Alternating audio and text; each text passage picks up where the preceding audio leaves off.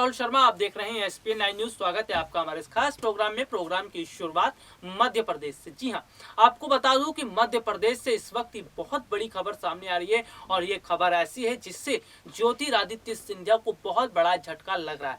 जी हां, ज्योतिरादित्य सिंधिया के करीबी माने जाने वाले अगर बात की जाए तो मेरे पास देखिए उनका नाम है तुलसी सिलावट। तुलसी सिलावट जो है वो पाला बदलने की सोच रहे हैं। तुलसी सिलावट कांग्रेस में शामिल हो सकते हैं और ये सिंधिया के बहुत करीबी नेताओं में से एक है। तुलसी सिलावट जो है वो फिलहाल नाराज चल रहे हैं बीजेपी से और बात देखने को मिला है कि सिंधिया से भी वो थोड़े से उखड़े उखड़े नजर आ रहे हैं, इसलिए वो पाला बदलने की कोशिश में। हालांकि अगर मैं बात करूं तो कांग्रेस में शामिल होने को लेकर तमाम तरह से वो काम कर रहे हैं, तमाम तरह से वो जो गठजोड़ है उसको बनाने की कोशिश कर रहे हैं। और आपको बता दूं कि तुलसी सिलावट पिछले कुछ समय पहले भी चर्चाओं में थे और चर्चाओं में रहने की वजह थी पार्टी से अलग होना। तो यहाँ पर तुलसी सिलावट जो है वो सिंधिया के लिए मुश्किल बने हुए हैं और बीजेपी के लिए भी। अगर तुलसी सिलावट जो है सिंधिया का साथ छोड़ते हैं, सिंधिया के करीबी हैं और कांग्रेस में जाते हैं तो कांग्रेस की स्थिति को मजबूती मिल सकती है।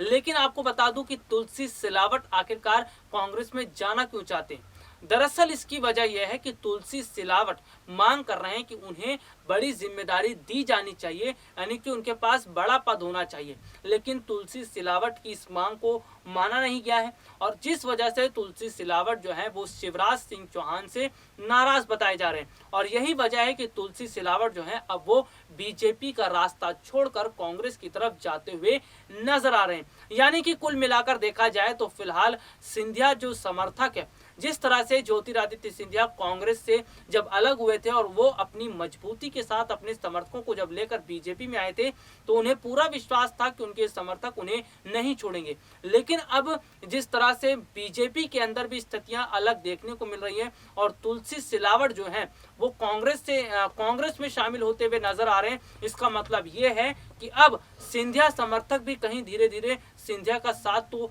नहीं छोड़ेंगे। दरअसल इसकी वजह यह है कि जब ज्योतिरादित्य सिंधिया बीजेपी में शामिल हुए अपने समर्थकों के साथ तो उन्हें बीजेपी में एडजस्ट करने के लिए काफी टाइम लग गया और अभी भी उनके समर्थक और शिवराज सिंह के समर्थकों के बीच में अनबन देखने को मिलती है और कई बार तो स्थिति यहां तक सामने आ जाती है कि ज्योतिरादित्य सिंधिया और उनके समर्थकों को जो है बड़ी पार्टी मीटिंग में या फिर बड़ी जगह पर जो है नहीं बुलाया जाता। और सबसे बड़ी बात आपको यहाँ पर यह भी समझना होगा कि जब मध्य प्रदेश के अंदर बीजेपी की तरफ से पोस्टर जारी किया गया था, उस पोस्टर में भी ना तो सिंधिया नजर आए थे और ना ही उनके कोई समर्थक। तो यहाँ पर साफ देखने को मिल रहा है कि पार्टी में भले ही ज्योतिरादित्य सिंधिया चले गए हैं, भले ही वो बीजेपी में शामिल हो गए हैं, लेकिन फिलहाल की अगर हम बात करें तो जो मतभेद हैं वो कम होते हुए नजर नहीं आ रहे हैं। अगर ज्योतिरादित्य सिंधिया के जो समर्थक हैं उनका अपमान बीजेपी में भी होता रहेगा तो वो कांग्रेस की तरफ रास्ता देख सकते हैं, वो कांग्रेस की तरफ जाने के लिए कदम उठा सकते हैं। लेकिन इसका नुकसान सिंधिया को होगा क्योंकि सिंधिया की जो पावर है वो कम होती हुई नजर आएगी। उनके समर्थक अगर धीरे धीरे उनसे अलग होंगे तो इससे सिंधिया की स्थिति कमजोर होगी। हालांकि ज्योतिरादित्य सिंधिया जो है उन्होंने अपने समर्थकों को बीजेपी के अंदर पूरी मजबूत स्थिति के साथ जगह दिलाई हुई है, लेकिन तुलसी सिलावट जो है वो फिलहाल तो शिवराज से और सिंधिया से नाराज बताए जा रहे हैं। और खबरों की तरफ मैं आपको बताता हूं कि क्या स्थिति बन रही है बीजेपी के अंदर और तुलसी सिलावट जो है वो क्या फैसला और आगे लेने वाले हैं। देखिए, जैसे कि आपको बता दूं कि तुलसी जो सिलावट है उनकी अगर मैं बात करूं तो वो कांग्रेस की तरफ इसलिए भी देख रहे हैं क्योंकि बीजेपी के अंदर उन्हें घुट घुट कर रहना पड़ रहा है। यानी बीजेपी खेमे के अंदर शिवराज सिंह जो खेमा है वहां पर उन्हें मुश्किलों का सामना करना पड़ रहा है और तुलसी सिलावट जो है वो कॉम्प्रोमाइज करने के लिए तैयार नहीं है। यानी कि तुलसी सिलावट जो है वो घुट घुट कर पार्टी के अंदर रहने के लिए तैयार नहीं है, इसलिए वो खुलकर एक माहौल बनाना चाहते हैं और वो कांग्रेस की तरफ देख रहे हैं। कहीं ऐसा ना हो कि धीरे धीरे सचिन पायलट माफ कीजिएगा, कहीं ऐसा ना हो कि धीरे धीरे ज्योतिरादित्य सिंधिया के समर्थक वापस से कांग्रेस पार्टी की तरफ चले जाएं और सिंधिया बीजेपी में अकेले रह जाएं। हालांकि ज्योतिरादित्य सिंधिया ने अपने समर्थकों की स्थिति को मजबूत तो बनाई है और वो अपने समर्थकों को आसानी से कांग्रेस पार्टी के अंदर जाने नहीं देंगे। अपने समर्थकों को बाकायदा वो मान सम्मान दिलवाएंगे और उन्हें उनकी जगह भी दिलवाएंगे। लेकिन फिलहाल जो है बीजेपी के अंदर सिंधिया को भी थोड़ी सी मुश्किलों का सामना करना पड़ रहा है और सिंधिया ये बात जानते हैं। सिंधिया ये बात जानते हैं कि बीजेपी में रहते हुए मध्य प्रदेश के अंदर उनकी जो पावर है उसको कम करने की कोशिश की जा रही है और शिवराज सिंह चौहान जो है वो ये दिखाना चाह रहे हैं कि सीएम मध्य प्रदेश के वही हैं और उनकी ही बात वहां पर चलेगी। तो शिवराज सिंह चौहान की अगर हम बात करें तो जो पोस्टर जारी किया गया था, पोस्टर में शिवराज सिंह चौहान थे, बीजेपी के बड़े नेता थे, लेकिन सिंधिया नहीं थे।